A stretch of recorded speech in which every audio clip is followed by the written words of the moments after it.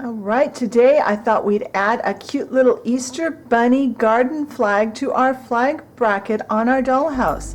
Stay tuned and see how fun and easy this is to make.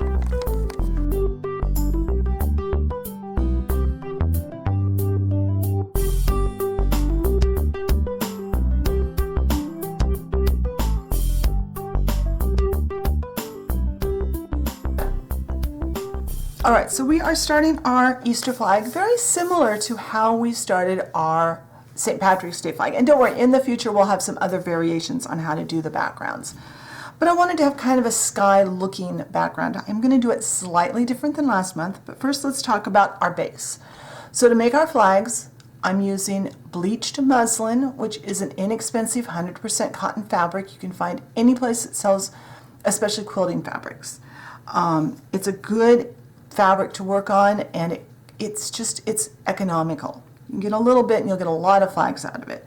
I've cut a strip that's 1 inch wide by 3 inches long. Now make sure that your grain is straight on this, and I'll talk about that a little bit on the blog post, and if there's questions about that, let me know and I can do a quick little kind of video on how to find the grain on your fabric, because I know probably a lot of you don't sew and don't know what I mean by that, but if there's enough interest I can do a video on that.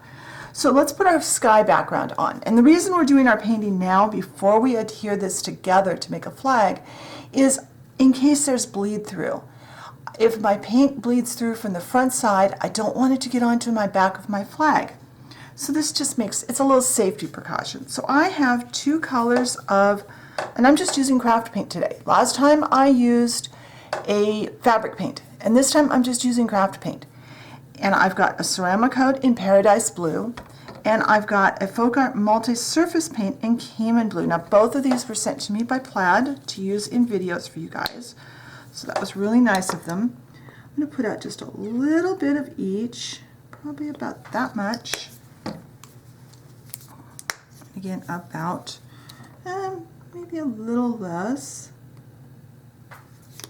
And I think I'm going to put a little bit of apple barrel white out also that they sent me, just a tiny bit. That way I've got a little more variation in my colors. Now today I've got a stencil brush that I picked up at Dollar Tree, and I'm going to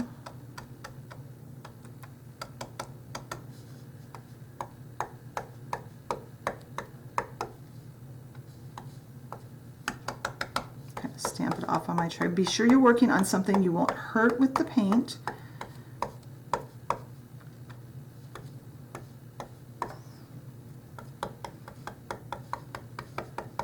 And I want a little more color up towards the top, a little lighter color towards the bottom, and I'm going to try and stay away from this corner and this corner.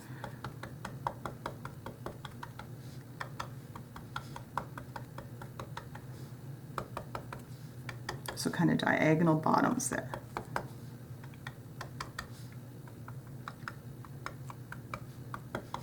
And since this isn't, because it's just being used as a flag, it won't matter if this paint makes our flag stiff. That won't matter at all today. You can use whatever paint you've got. I just like this for a sky. All right, and I'm going to leave that at that. I'm going to go wash my brush, and I need this to dry completely before I go on to my next step. All right, I debated if I wanted to try to pencil this in first. I decided to be brave, and if you're watching the video, it must have worked. So I've got my paint pen here. This is a fine tip acrylic paint marker, and I'm just going to draw a circle kind of coming off.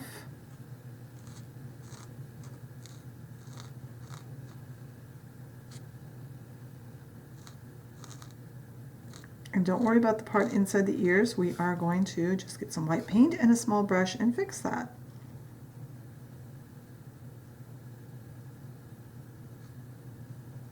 There! He worked! I'm going to let that dry before I try to do the white in there. So I'm going to turn the camera off. I'll do this end. Hopefully he'll turn out. And when both sides are dry, we can add some white paint. All right, I think our bunny has dried sufficiently. Now you could leave him this way. If you like that look, that would be fine. I think I'm going to add a little bit of white. And since I'm just using regular craft paint this week so far, that's what I'm going to continue with. I have a small brush. And I'm just going to try to not necessarily cover up all the blue, but just kind of lighten that area a bit. I want it to have a little bit of transparency there, but not completely like it is now. There.